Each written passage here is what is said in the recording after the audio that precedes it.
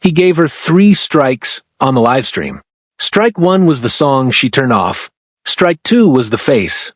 Strike 3 was the camera. Then he walked out of the restaurant, told her the door was that way, told the chat she'd maxed out at 10,000 viewers, and told them that wasn't enough. The baby was in the stroller. The baby was never mentioned. There's a part of this story where the receipts say something different than the stream did. Lock in. Real quick. If this is the kind of breakdown that's missing from your feed, hit the bell so the next one doesn't get lost in the algorithm. We don't recycle. We read paper. Who? Jonathan Jamel Porter, who you know as Blueface, and Chrisean Malone, who you know as Chrisean Rock. Roughly 9 months after his release from a prison sentence tied to a 2021 probation violation. What? A live stream Daytime Tonight outing in Los Angeles that ended with him ordering her out of a restaurant with the child present for portions of the day. When the stream is currently mid-circulation in mid-August 2026, where Los Angeles Stadium first, fast casual restaurant second, which a roughly 3-hour live stream capped by a stated 3-strike dismissal in front of the kid. That's the public skeleton. There is one more name worth placing beside that skeleton. WAC 100 Blueface manager, whose public role in this orbit has repeatedly been less background executive and more live response desk. In the earlier reunion footage dispute, WAC addressed the stroller images directly during a live stream and argued that the travel logistics did not fit the footage. That is not proof about the restaurant stream. It is a separate receipt about how this circle handles disputed images. The first offense is often not a denial of the relationship, but a challenge to the media itself. The second location matters too. This is not a private bedroom clip with no audience architecture. The day moves through a stadium, transportation, food service, and a live chat. Every location adds another public surface. Now, let's open the folder. The first receipt.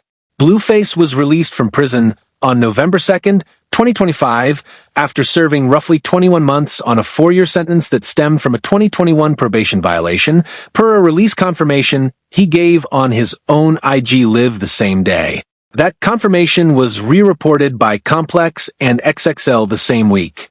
He was back home with his mother, Carlisa, in Compton, with Chrisean Jr. just under a year old at the time. Every single receipt's thread starts there, because none of what came next makes sense without knowing he'd spent most of the child's first year locked up. Filed November 2nd, 2025. Reported November 2025. The second receipt. Within weeks of release, he publicly linked up with Chrisean and the child on stream. A brief reunion he tried to position as a soft reset, accompanied by a separate denial of paternity flicker that got archived on Instagram and later resurfaced as recent as March 2026, per a Threads/IG archival capture cited by an aggregated post on the platform. He denied paternity. He accepted paternity. He denied it again. The pivot between those statements has its own timestamp trail, and isn't summarized cleanly anywhere in the press, which is unusual because usually somebody has the patience to keep an updated timeline. Nobody did. Stated publicly, across multiple IG lives, late 2025 into early 2026. The third receipt. In late March 2026, Chrisean was arrested at a Los Angeles courthouse on what authorities described as a felony fugitive warrant, with an additional assault with a deadly weapon charge attached, per reporting from Complex at the time. She was holding the child at the moment of arrest. CPS was called, per an Instagram reel aggregating witness and hotline tip information sourced to the same date. The child was temporarily removed from her custody pending a medical check. Reported. Not declared. The fourth receipt. WAC 100, his longtime manager and one of the loudest voices in his orbit, was asked about the reunion footage in early summer 2026 and publicly responded that the clip looked AI-generated. That exchange was reported by Complex under Trey Alston's byline. Stated publicly. WAC has been on record before about the situation. He was on record again here. The fifth receipt. Complex ran a Brad Collis piece titled Blueface Explains Why He Broke Up with Chrisean Rock. The parser here matters, because the verb in that title is explains, not denies, and the explainer frames it as Blueface being the source of the explanation. That article exists. It establishes that an explanation was given. What it doesn't do is unify the explanation with the legal backdrop. That's the seam. Sixth, Chrisean has accused WAC 100 on her own stream of sending robbers to Blueface house after an attempted break-in went public. Hot New Hip Hop covered it. Reported. Not adjudicated. It matters here only because it tells you the orbit was unstable well before the stream in question. Those 6 landed on the table. That's what Pass 1 is for. Now we connect them. Before we leave the filing pass, pull up the legal backdrop the earlier coverage actually documented. The Los Angeles Times reported that Chrisean entered a no-contest plea in the James Wright matter and received 30 days in jail plus 12 months of probation, including restrictions concerning Wright and the Novo. The report described the surrounding claims as allegations from a lawsuit and separated those claims from the plea itself. That distinction matters because a public argument can borrow the atmosphere of a legal story without carrying the legal story's burden of proof. The filing language is colder than the live stream language. The Times reported that the arrest at the courthouse happened while Rock was there in support of Blueface probation proceedings, and that the separate Oklahoma warrant was described as a fugitive from justice matter whose connection to earlier drug-related charges was not fully confirmed by the authorities quoted. The document trail, therefore, gives us 2 different levels of certainty, a sentence and probation terms on one side, an unresolved extradition question on the other. Flat. A separate report from Hot New Hip Hop records WAC 100 reading a fan comment about keeping Chrisean away from Blueface before responding to the disputed Catalina footage. The article describes the footage as appearing to show the pair with a stroller and presents WAC's response as a claim that the images were AI generated. That wording is important. The article does not turn the manager's claim into a forensic conclusion.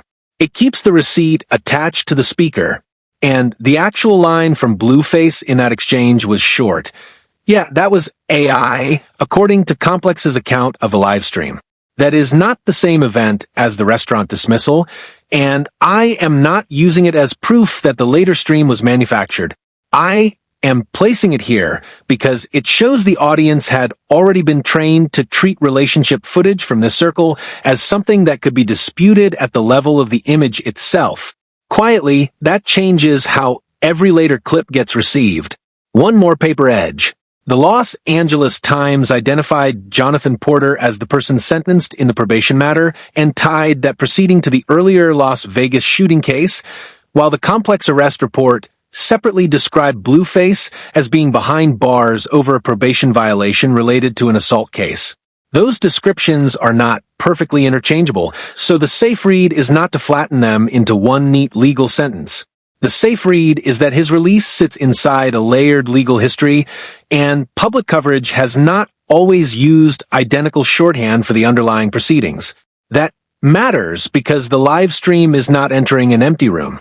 It is entering a room already occupied by release coverage, custody anxiety, paternity disputes, manager interventions, and competing accounts about whether the images themselves are real. The camera did not create the entire context. It inherited it. Here's the part where the paper starts talking. The reunion arc runs from November 2025 release through a brief December into January reconciliation period, into a March 2026 arrest, an April through July pattern of on-again/off-again statements, and into August 2026, where the stream we've been chewing on fits. The pattern reads as, every public reset is followed within 90 days by a public rupture. That's not analysis. That's calendar arithmetic. The earlier legal record adds a second clock. One clock is the social clock, release, reunion, breakup language, image dispute, restaurant confrontation. The other is the court clock, probation, warrants, hearings, plea terms, custody-related public concern. The 2 clocks do not tick at the same speed, but they keep appearing in the same public frame. The courthouse story from the earlier complex report placed the child beside a legal event. The new stream places the child beside a relationship event. The visual setting changes. The exposure does not. At around the 10-minute point, keep one small question open. Why does the number 10,000 become the line the conversation remembers, while the earlier money spent on the day becomes background noise? The answer is not going to come from a chart. It will come from the way the number functions inside the argument. Hold it there. Wait, back this part up. The release happened November 2nd. The custody backdrop on the paternal side has been running since the child's birth, before his incarceration. Jaden Alexis, the mother of his older son, has been on record in TikTok commentary aggregated on the Shade Room about how the release was handled. She has her own paper trail.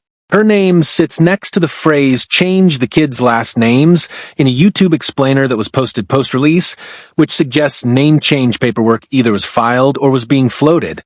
That's a pattern receipt, not a hard one. The word paperwork is doing too much work in that earlier overlay, so let's keep it disciplined. A public discussion about names does not establish that a legal name change petition was filed. It establishes that the topic entered the public conversation. That is all. But even that limited point matters. Family identity, custody language, and branding language are not arriving as separate topics in this orbit. They are appearing adjacent to one another, often through clips that are then reposted without the underlying context.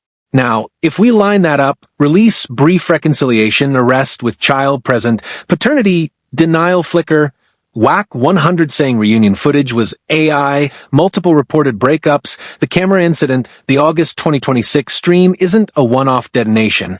It's the latest in a chain that resets every 60 to 90 days. Each reset is announced. Each reset is broken. Each break is paper-trailed. The resetting mechanism itself is the receipt. The deleted or disputed footage problem adds another layer.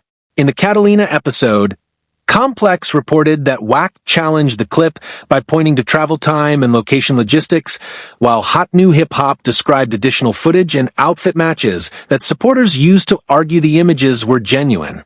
Those are competing methods of persuasion. One side asks whether the route is possible, the other asks whether the clothing and stroller continuity look consistent. Neither method answers the restaurant question, but both train the audience to litigate intimacy through clips. That is the hidden mechanic under the reconciliation cycle. The relationship is not merely being watched. It is being authenticated, disputed, reposted, and re-authenticated by an audience that cannot inspect the private event.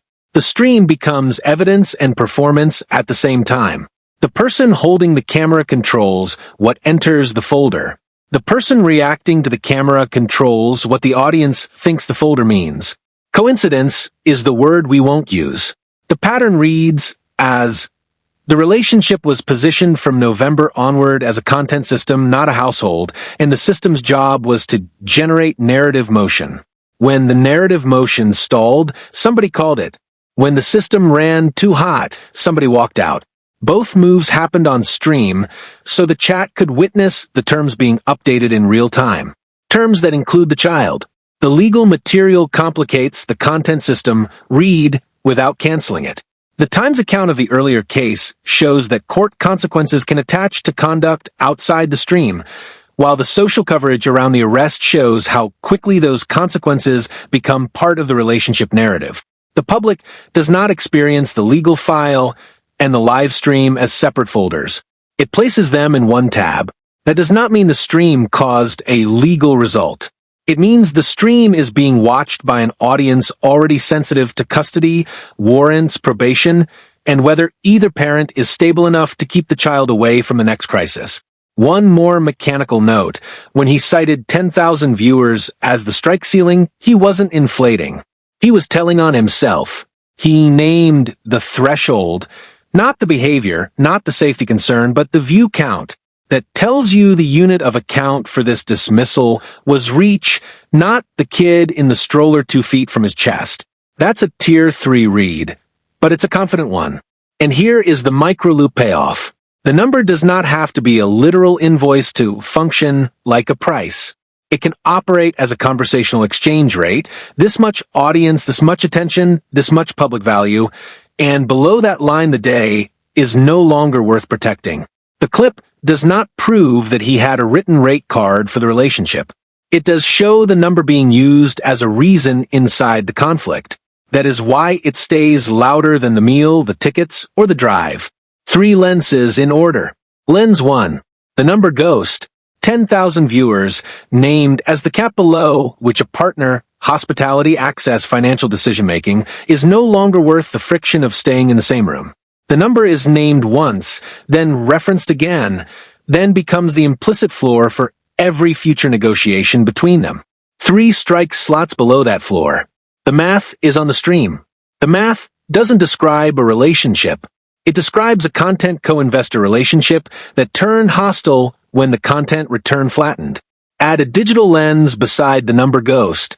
The viewer count is not just a statistic in a corner. It is a live status signal that can be spoken, screenshotted, clipped, and repeated after the broadcast ends. The moment a number is said aloud, it becomes portable. A breakup clip can travel without the restaurant menu, without the drive, without the earlier argument, but the threshold can travel intact. That is why the 10,000 lines survives as a caption. It requires no backstory. Lens 2. The 3 strike rule framing. He says it himself multiple times on the stream. The way he announces it is interesting, he tells her she's already at 3, that she's already been dismissed, that the door is that way, that he'll see next time, and then he reframes the dismissal as something she'll get to live down.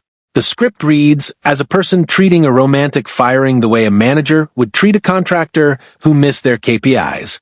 He never once names the child during the dismissal portion of the stream, and the stream is hours long. That's the silence. That's the receipt. Here the behavioral lens is repetition.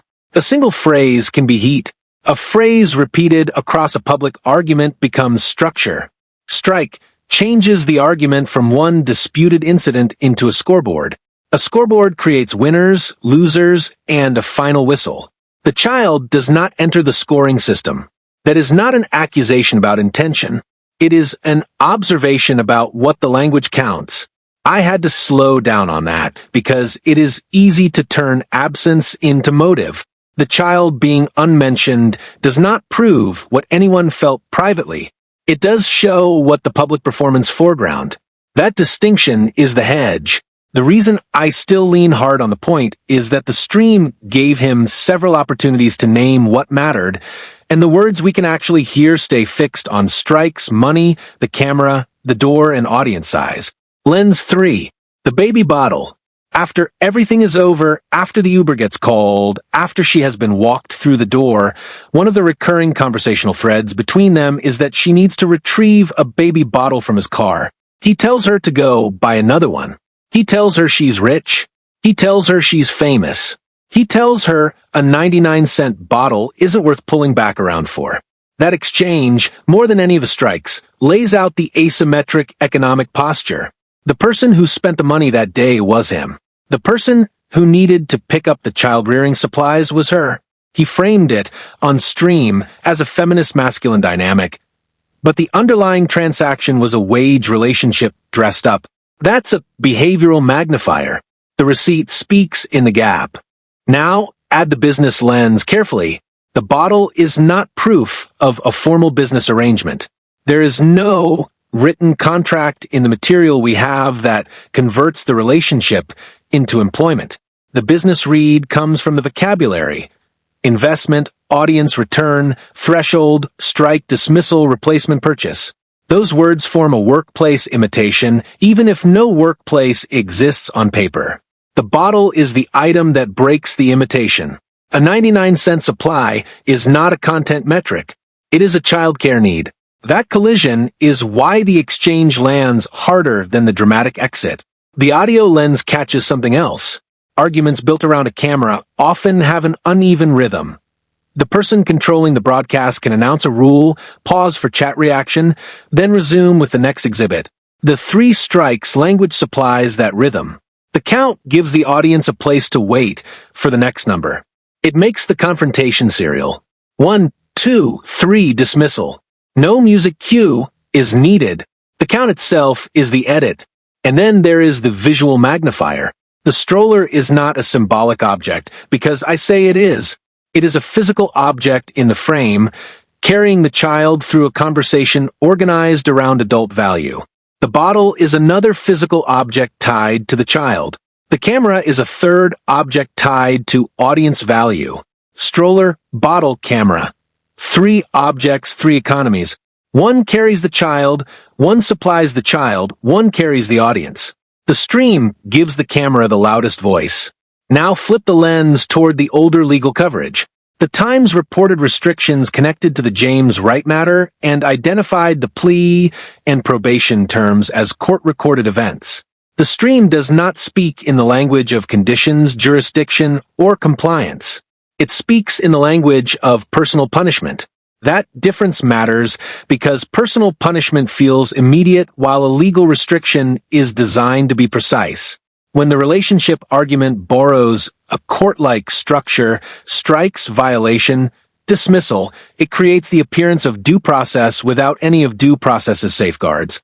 The language looks official. The decision remains personal. At about the 14-minute mark, the receipt that has been sitting in the folder finally surfaces. Earlier coverage did not treat the legal backdrop as one clean narrative. The Times reported the no-contest plea and probation terms. Complex separately described the arrest and the Oklahoma warrant with uncertainty around the extradition question. That split is not a technical footnote. It explains why a new public rupture can be overread in both directions. One camp sees a man returning from a legal ordeal and trying to impose order. Another sees 2 people whose public lives keep colliding with the consequences of prior disputes. The paper supports the complexity. The stream flattens it into 3 strikes. Now we flip the framing war. 3 outlets ran 3 different versions of this. Hollywood Unlock's breakdown framed the dinner as Blueface reaching a rational decision after a full day of escalating confrontations. The camera grab being the inflection point, the narrative positioning him as the adult in the room. Hollywood Unlocked via Facebook video aggregation. Jason Lee's podcast Read Lean Sympathetic treated the dismissal as romantic fallout rather than as a calculation, and made the child's presence a soft footnote. Hot new hip-hop leaned aggregator TikTok accounts leaned into the relationship drama beat, used main character framing, and pushed comment bait around who was really plotting. These 3 framings do different jobs. Hollywood Unlocked keeps Blueface platform friendly. Jason Lee keeps the relationship legible for older audiences. The TikTok aggregators turn the moment into a meme factory. None of them mention view count as the stated dismissal threshold, and none of them mention the bottle. That's what gets buried. The legal press supplies a 4th framing, and it is colder. The Los Angeles Times did not build the story around romance. It separated the arrest, the plea, the probation terms, the warrant, and the allegations attached to the civil lawsuit. That format does not give the audience a clean hero and villain. It gives them separate containers. The strategic choice is obvious. A court-centered account lowers the temperature by narrowing the claim, while a relationship-centered account raises the temperature by turning every gesture into proof of character.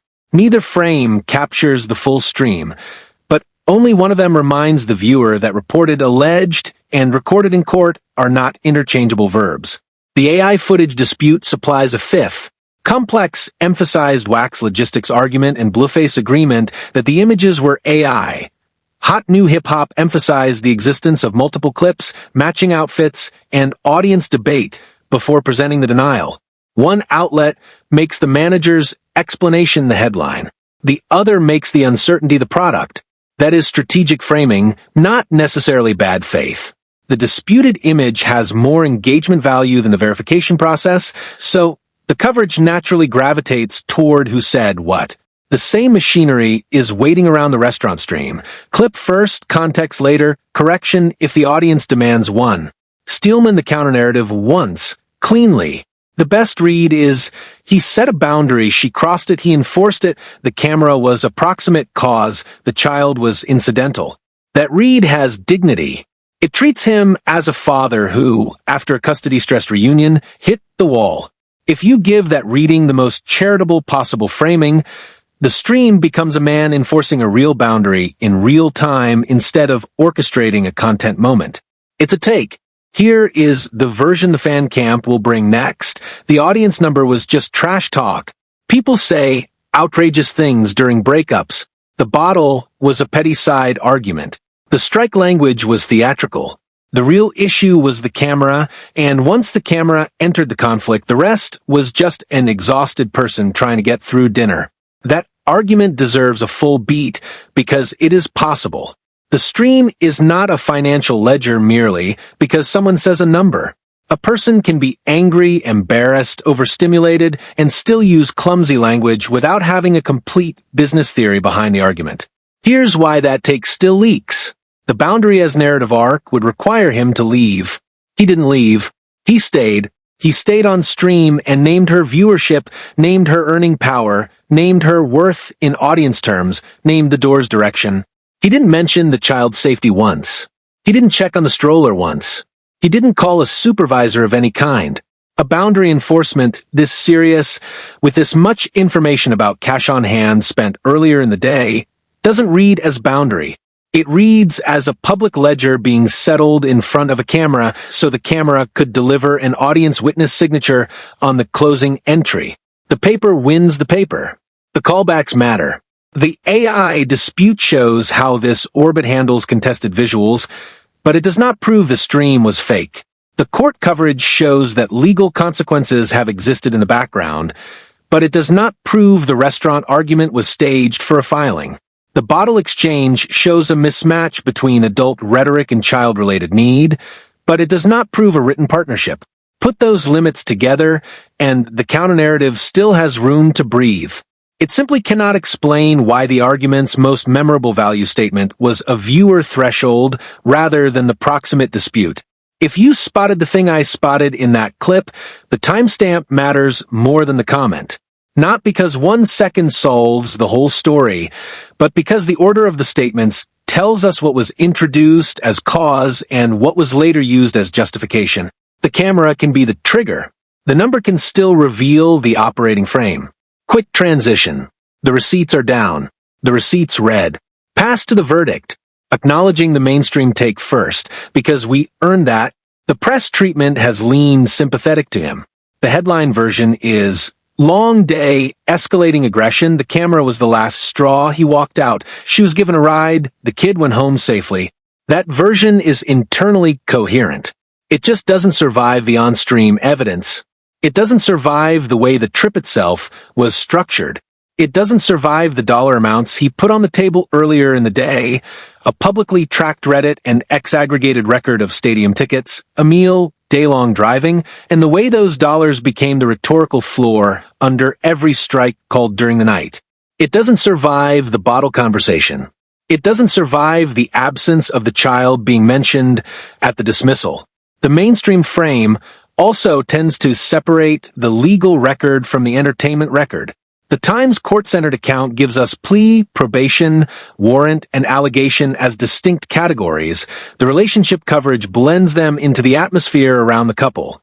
That separation is responsible, but it can also make the stream look more isolated than it was. A viewer sees a restaurant argument. The folder contains a release, a courthouse arrest, a disputed paternity story, a manager's AI denial, and a prior public explanation that Chrisean was not reliable enough, according to Complex's account of Blueface earlier remarks. None of that determines the restaurant event. All of it changes the weight of the event. And here's the read, we don't soften. The August 2026 stream isn't a boyfriend enforcing a boundary. It's a business partner closing out a content co-investment that had stopped returning the rate of growth used to justify the original outlay. He named the rate of return on camera 10,000. He named it as a ceiling. He called it not enough. He called the door that way, and then walked it himself so the camera would record his exit and the chat could confirm the terms of the firing. She was holding the baby in the foreground of some of the same frames. The baby is the only person in the frame who never gets mentioned. That gap is the receipt. The thesis, plainly. The relationship is being operated as a content co-investment. The dismissal is being conducted as a board decision. The board decision is being live-streamed, so a signed audience witness accrues to the platform and the channel, not to the relationship, not to the child.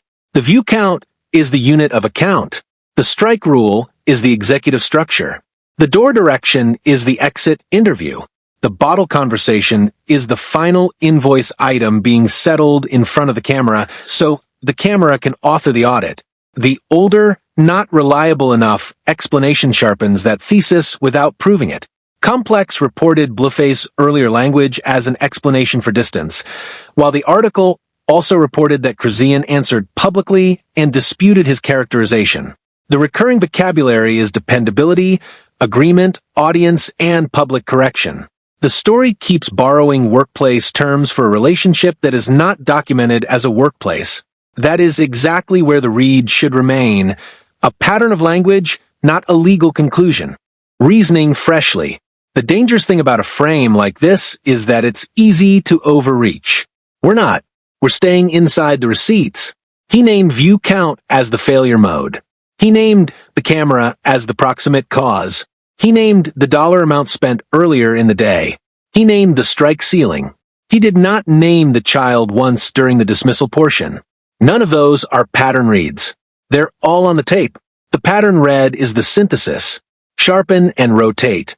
Spend $10,000 on a weird-ass family for her to pop off and grab a $5,000 camera in your face was the framing. Sub that for the actual line, and the framing is $10,000 spent on a private hospitality arrangement that produced roughly the same audience level as the equivalent broadcast without the partner present. That's a unit economics problem described in plain English. It isn't love. It isn't even anger. It's the moment a spreadsheet tells a person when to fire someone. A fair objection is that the day may have cost money without the money being offered as compensation for anyone's presence. Absolutely.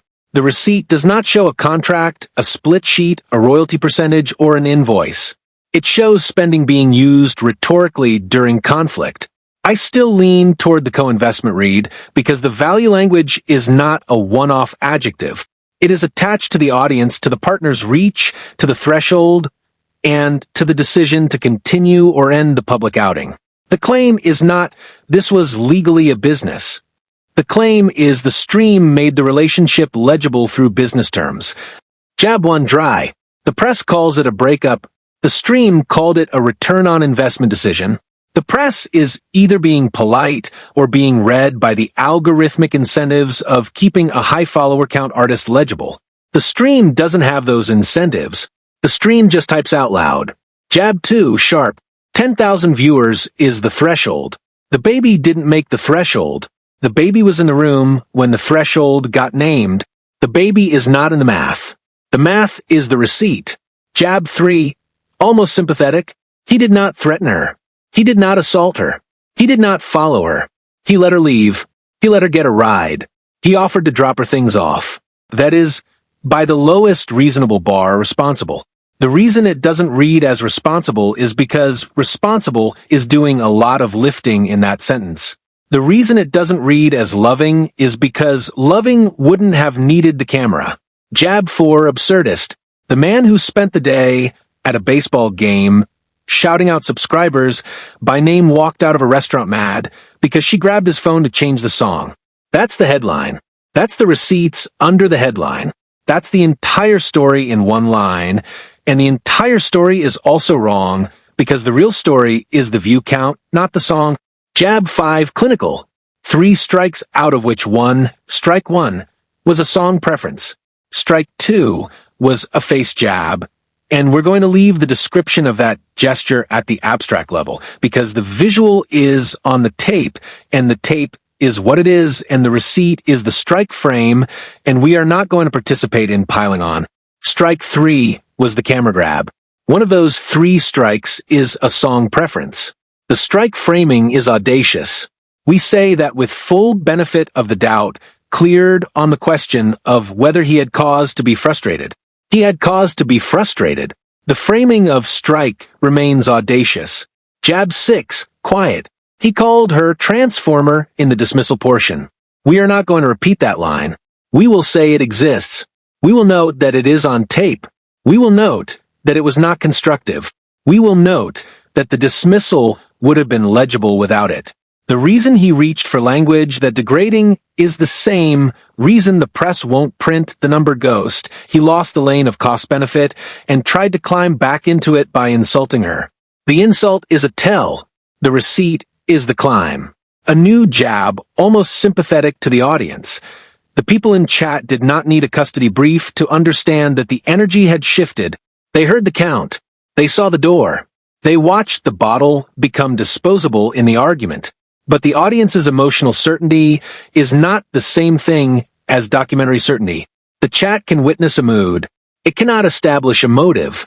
That is why the paper has to stay in the room even when the stream feels conclusive. Another, dry enough to hurt. A boundary that requires a scoreboard, an audience, a threshold, an exit direction, and a replayable clip is doing unpaid work for a publicist. Maybe that was intentional. Maybe it was merely how the argument unfolded. Either way, the output is the same. The private conflict exits the restaurant as a formatted episode. Close. The closer mutates every script. This one is a fragment, not a complete sentence. Just a number, dropped dead. 10,000. Now we look forward. Arc A, the likely landing.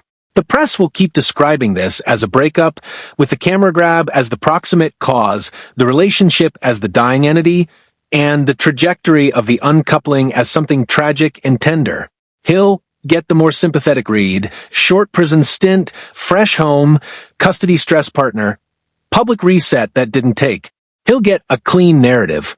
The view count will not appear in any coverage of the breakup outside the niche corners of the streaming press and the archived clips on Pornhub-adjacent aggregators that rehost live-streamed clips with low production values. Streamers covering streamers will mention it once.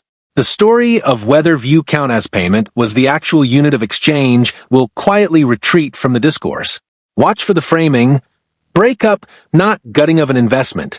That framing arrives in 72 hours. The next window will move the emphasis toward whichever clip is easiest to package. If the bottle segment travels farther than the door segment, the coverage will present the event as petty domestic conflict. If the 10,000 line travels farther, the coverage will present it as a creator economy argument. If the camera grab dominates, the old last straw frame will return.